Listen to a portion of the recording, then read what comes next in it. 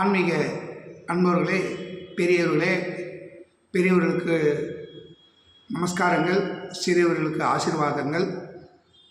ஒரு அன்பர்களுடைய கேள்விக்கு நாம் இப்பொழுது பதில் சொல்ல ஏதுவாக உள்ளோம். அந்த அன்பர் மிகவும் முக்கியமானது ஒரு வினாவினை எழுப்பியுள்ளார்.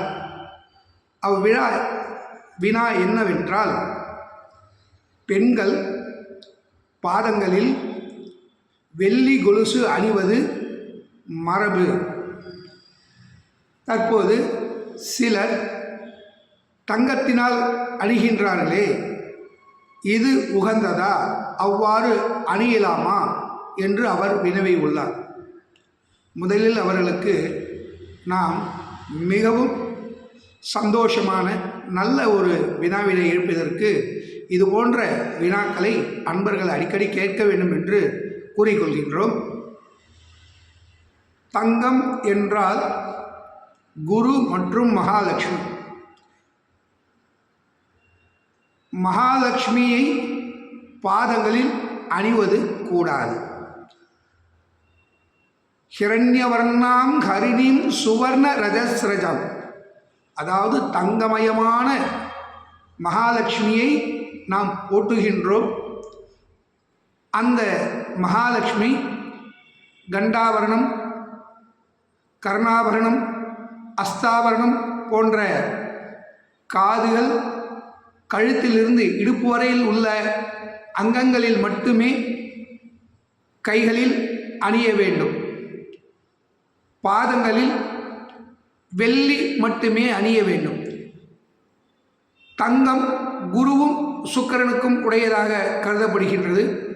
வெள்ளி சனீஸ்வரனுக்கு உடையதாக கருதப்படுகின்றது. சனியினுடைய அங்கம் பாதங்கள். அந்த பாதங்களிலே அவரை அணிந்தால் ஆயுள் விருத்தியாகும். ஆகவேதான் பாதங்களில் வெள்ளி கொலுசு, மெட்டி இவைகளை அணிகின்றோம்.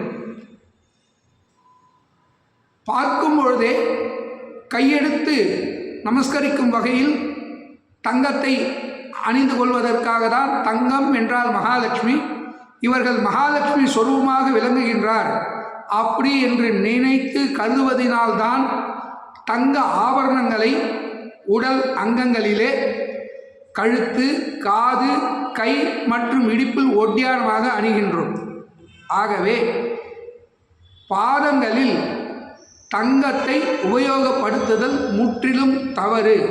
இதை கடைபிடிக்க வேண்டும். அவ்வாறு தங்கத்தை அணியாமல் வெள்ளி தண்டை, கொலுசு, மெட்டி இவைகளை போன்று அணிய வேண்டும் என்று கூறிக்கொள்கின்றோம். குரு என்பது தன, கனக, வஸ்து, வாகனத்திற்கு அதிபதியாக விளங்குவதால் சந்ததி, புகழ், பிரபுத்துவத்தை அளிக்கக்கூடியவராக குரு இருப்பதினால், தங்கத்திற்கும் அதிபதியாக அவர் விளங்குவதினால், குரு என்பவர் உபதேசிக்கக்கூடியவர். குருதான் பிரம்மா, படைக்கும் தொழிலை அளிப்பவர். ஆகவே இவ்வாறு படைப்பின் சிருஷ்டிகர்த்தாவான குருவை பாதங்களில் அணிதல் முற்றிலும் தவறு என்று நாம் கூறிக்கொள்கின்றோம். அனைவரும் நன்றாக அவர்கள் குடும்பம் க்ஷேமமாக இருப்பதற்கு இவைகளை கடைபிடிக்க வேண்டும் என்று கேட்டுக்கொள்கின்றோம். நன்றி, வணக்கம்.